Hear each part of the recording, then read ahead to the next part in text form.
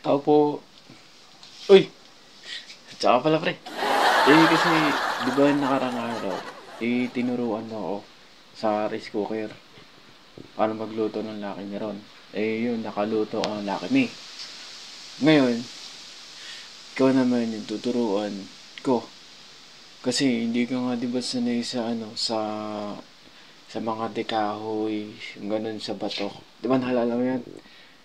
Ako yung nagluto noon nakaraan. Ang galing! So Ang ngayon, galing! pre, dahil tinuruan mo ako sa rice cooker, ngayon, tuturuan naman kita to. Oo, gusto tuloy. Gusto mo na bang matuto? Gusto mo bang malaman?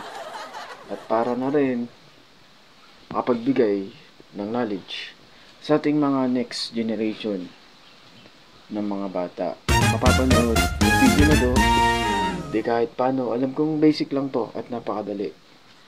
Di ba, tol? Di ba? Daw, sabi niya. So, ngayon, kaya nakaka-basic lang nito, guys.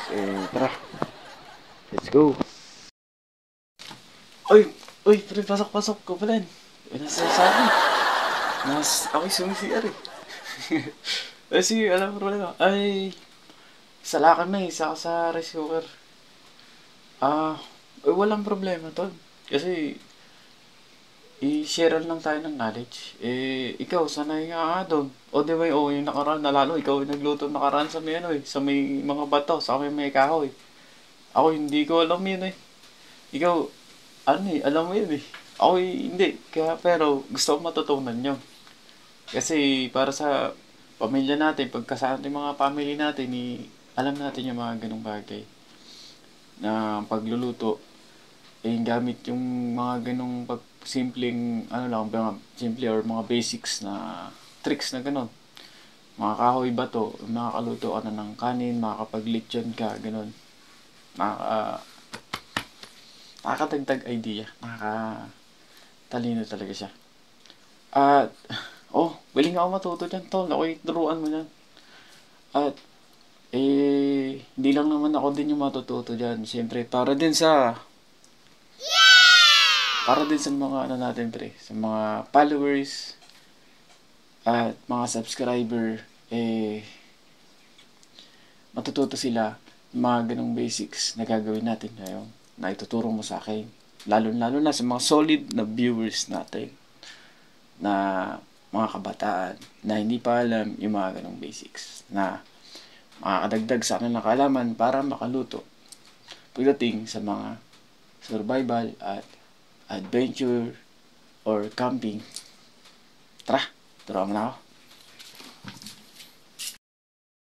Dahil nga willing ka na matuto, syempre, ihanda natin yung mga gagamitin natin sa pagpapaapoy ng ganun. At para aluto ng sinaing at wakon pa man yung lulutuin. Tara, ano-ano nga ba'y kailangan daw? Tara na, let's go! Dapat meron kayong dalalaging lighter or phosphor guys. So yan, ito po. And then next naman po, kuwari may mga ganito kayo, yung mga basura ng mga plastic. Ayan, pwede nyo po yung gawing parikit. Kung wala naman po kayo nito, pero meron kayong gasolina, ganun, pwede naman po. And then, gagawin nyo naman po, kumuha po kayo ng 3 bato na ganito sa ilog at i-assemble nyo po siya ng ganito. Ayan, o nasa ilog man kayo o nasaan man gubat kayong gawi. Ayan, ganyan po. Arrange po ng ganyan. And then, ito naman po ang mga plastic. Ilalagay nyo na ganyan. Ayan po. Lagay nyo po sa ganyan. Tapos, patong na po ng gano'n yung kahoy. Bali, yung paglalagay po nito, dapat yung makakahinga po siya. Huwag po ganong makukulob. Kasi, pag nakulob po siya, hindi po siya apoy guys. Ayan, pag ganyan lang po. Ayan. Lagay nyo po siya pag ganyan. Ayan. Saka ito. And then ngayon po, sindihan nyo muna rin eh.